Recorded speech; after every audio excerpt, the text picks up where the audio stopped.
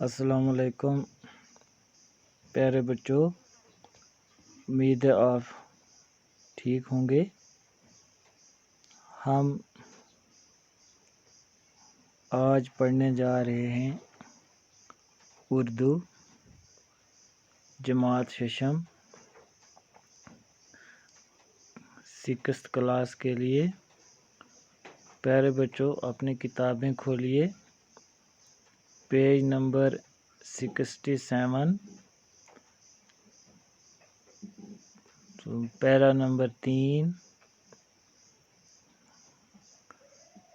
आपको मालूम होगा कि हम पढ़ रहे हैं चुगली खाने वाला, ग़ीबत करने वाला, किसी को परेशानी में डालना। तो प्यारे बच्चों, अपनी किताब खोलिए, उस पर देखिए, मैं पढ़ूँगा, आप सुनिए। जब चुगलखोर ने ये जान लिया कि किसान उसकी बातों में आ गया, तो वो वहाँ से उठकर किसान के सालों के पास पहुँच गया। अब तीसरी जगह पहुँच गया। चुगलखोर ने पहले किसान की बीवी को उकसाया कि वो कोढ़ी हो गया है, फिर आकर किसान को उकसाया कि वो काटती है, पागल हो गई है। अब वो बीवी के भाइयों के पास चला गया। वो एक दूसरे गांव में रहते थे। किसान की बीवी के भाई दूसरे गांव में रहते थे। चुगलखोर ने इन्हें बताया कि तुम यहाँ मज़े कर रहे हो और तुम्हारा बहनोई तुम्हारी बहन को रोज़ाना बड़ी बेदर्दी से मारता है। उसने कहा कि तुम यहाँ आराम से बैठे हुए हो, आपको खबर ही नहीं कि आपकी बहन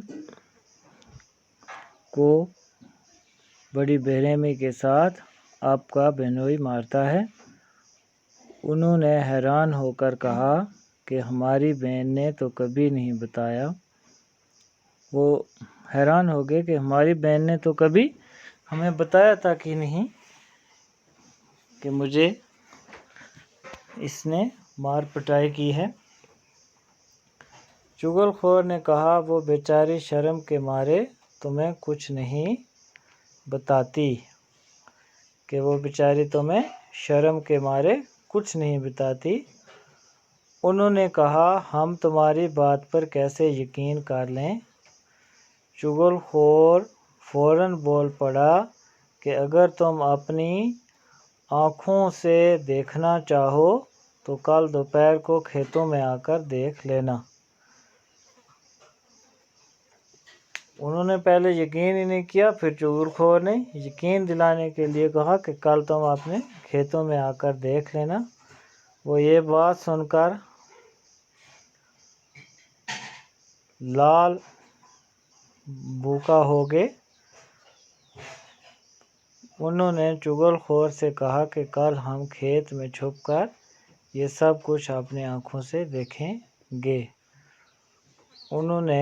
वो गुस्से में हो गए और उन्होंने चुगलखोर से कहा कि हम छुप कर ही देखेंगे कि किसान क्या करता है। चुगलखोर वहाँ से रुखसत होकर सीधा किसान के भाइयों के पास पहुँचा। उधर से फिर चौथी जगह पहुँचा जहाँ किसान के भाई रहते थे। चुगलखोर उनसे कहने लगा कि तुम अच्छे माँ जाए हो, कि तुम अच्छे कैसे भाई हो, तुम कैसे भाई हो। तुम्हारा भाई हर चौथे रोज़ अपनी बीवी के भाइयों से पिटता है और तुम्हें इसकी कोई खबर नहीं कि आपके भाई को खूब मार पड़ती है, उसकी बीवी के भाई उसको मारते हैं और आपको खबर नहीं। किसान के भाई गुस्से से तिलमिला उठे। चुगलखोर ने यकीन दिलाने की खातिर उनसे कहा कि कल दोपहर को खेतों में आकर देख लेना, कि कल दोपहर को खेत में आना और ख़ुद देख लेना कि आपके भाई की क्या हालत होती है। دوسرے دن کسان کی بیوی کھانا لے کر کھیتوں میں گئی، روٹی رکھ کر وہ کسان کے پاس ہی بیٹھ گئی۔ کسان بڑے غور سے اس کی حرکتوں کو دیکھنے لگا۔ بیوی نے روٹی قریب کرنے کے بہانے کسان کے اور نزدیک ہونے کی کوشش کی۔ اس پر کسان ذرا پیچھے کھسک گیا، کیونکہ کسان کو شک تھا کہ یہ مجھے کاٹ ڈالے گی، اور بیوی دیکھنا چاہتی تھی کہ یہ کوڑی ہے کہ نہیں۔ اب بیوی کو یقین ہو گیا کہ دال میں کچھ کالا ہے۔ جو ہی کسان پیچھے کھسک گیا تو بیوی کو یقین ہو۔ کسان نے روٹی لینے کے لیے ہاتھ آگے بڑھایا تو اس نے جھپٹ کر کسان کی کلائی پکڑ لی۔ ہاتھ پکڑ لیا اس نے، کسان اچھل کر پیچھے ہٹ گیا۔ اب کسان نے سوچا یہ مجھے کاٹنے جا رہی ہے، تو اب اسے یقین ہو گیا کہ اس کی بیوی پاگل ہو گئی ہے۔ بیوی ایک بار پھر آگے بڑھی اور زبان نکال کر کسان کو چاٹنے کی کوشش کرنے لگی۔ کسان نے آؤ دیکھا نہ تاؤ، بیوی کو پیٹنا شروع کر دیا۔ کسان نے سوچا کہ یہ پاگل ہو گئی ہے، یہ تو اب مجھے کاٹنے ہی لگی، تو اس نے پیٹنا شروع کر لیا۔ کسان کے سالے قریبی کھیت میں چھپے ہوئے تھے، یہ دیکھ کر باہر نکل آئے اور کسان پر ٹوٹ پڑے۔ ایک دوسرے کھیت میں چھپے ہوئے کسان کے بھائی بھی میدان میں اتر پڑے۔